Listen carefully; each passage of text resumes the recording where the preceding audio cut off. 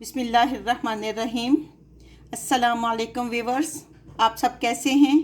आज हम एक नई रेसिपी के साथ हाज़िर हुए हैं। करेले प्याज। तो ना हमने इनको धूप में रखा है, फौरी तौर पे हमने इनको काटा है और बना लिए है। और देखें कितने जूसी से बने हैं। तो आप भी इस तरीके से बनाएं। उम्मीद है कि आपको ये रेसिपी बहुत अच्छी लगेगी। तो आइए देखते हैं ये रेसिपी कैसे बनती है। प्याज करेले हम बनाएंगे। जो लोग कहते हैं कि करेले कड़वे बनते हैं, उनको धूप में रखो, नमक लगा कर रखो, तो आप इस तरीके से बनाएंगे। ना आपको नमक लगा के रखने की ज़रूरत है, ना धूप में रखने की ज़रूरत है। आप फौरी तौर पे इनको काटें। ये देखें आपके सामने हमने आधा किलो करेले लिए हैं। इनके बीज इस तरह हम निकाल लेंगे और इनको जो आपने शेप देनी है। कई लोग ये लंबे पसंद करते हैं, इस तरह काट लेते हैं, और कुछ लोग इनको इस तरह गोल गोल काट लेते हैं। आप जिस तरह भी चाहें काटें। हम इनको काट कर फिर आपको दिखाते हैं। ये देखें करेले हमने काट लिए। हमने इनकी स्किन भी रिमूव नहीं की, ये स्किन के साथ ही हमने काटे हैं। अब 2-3 दफ़ा इनको साफ़ पानी से धोएंगे। ये देखें हमने इनको 2-3 दफ़ा साफ़ पानी से धो लिया है। अब हम इसको या तो टॉवल से खुशक करेंगे या इतनी देर के लिए इसको रहने देंगे हवा में कि इनका पानी जो है वो ड्राई हो जाए, क्योंकि जब हमने ऑयल में डालना है तो वो छींटे ना उड़े। जब तक हमारे करेलों का पानी ड्राई होता है हम अगली तैयारी कर लेते हैं। ये आपके सामने मैंने 2 प्याज लिए हैं, एक बड़ा प्याज है और एक छोटा। तो हम इसको स्लाइस में काट लेंगे। ये देखें इस तरह हमने सारे प्याज काट लिए। अब हम पैन लेंगे और उसमें ऑयल डालेंगे। ऑयल इतना डालेंगे जिससे हमारे जो करेले हैं वो अच्छी तरह फ्राई हो जाए।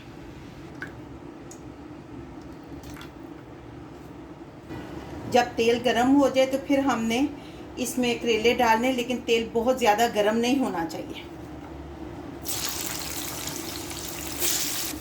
करेले हमने डाल दिए तो फ्लेम हमने मीडियम टू लो रखा है ताकि हमारे यकदम जो करेले वो सूख ना जाएं। इस तरह आप बनाएंगी तो जूसी और नरम भी होंगे और कड़वे भी नहीं बनेंगे।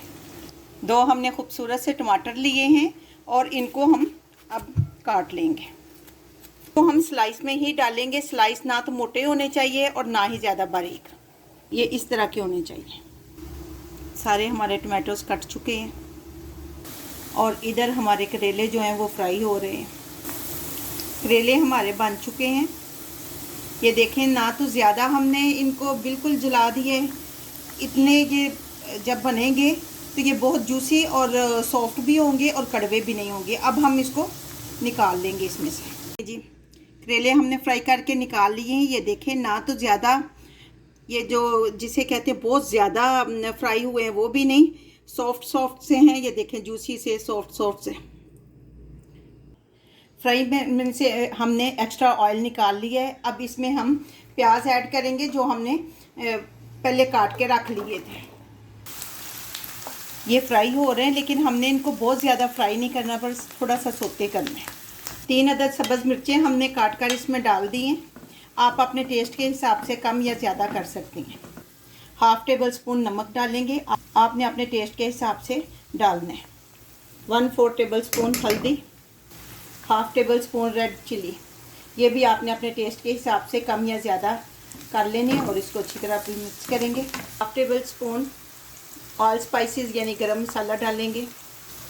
इसमें अब टमाटर डाल देंगे। हम फ्राई किए हुए हम करेले डालेंगे और अच्छी तरह इसको मिक्स करेंगे। 2 पिंच हम कलवंजी डालेंगे और 2 पिंच ही हम सौंफ डालेंगे। इसको अच्छी तरह मिक्स करेंगे और हल्की आंच करके अब हम इसको दम कर देंगे 10 मिनट के लिए, ताकि मसाला सारा अच्छी तरह करेलों में जज्ब हो जाए और टमाटर का भी जूस निकल आए और ये करेले बहुत जूसी से बन जाएंगे।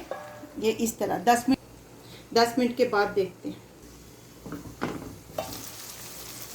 ये देखें जी माशाल्लाह कितना अच्छा बन गया। अगर आप चाहते हैं कि टमाटर बिल्कुल आपके मिक्स हो जाए तो आप इसको 5 मिनट तक और दम दे सकते हैं।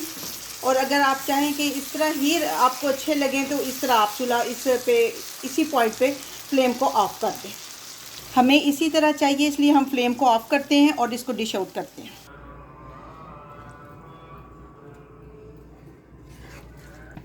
ये देखें जी कितने अच्छे और जूसी से बनकर तैयार हैं। आप भी इस तरीके से बनाएं। उम्मीद है कि आपको बहुत अच्छे लगेंगे। कमेंट्स करके ज़रूर बताइएगा कि आपको ये रेसिपी कैसी लगी।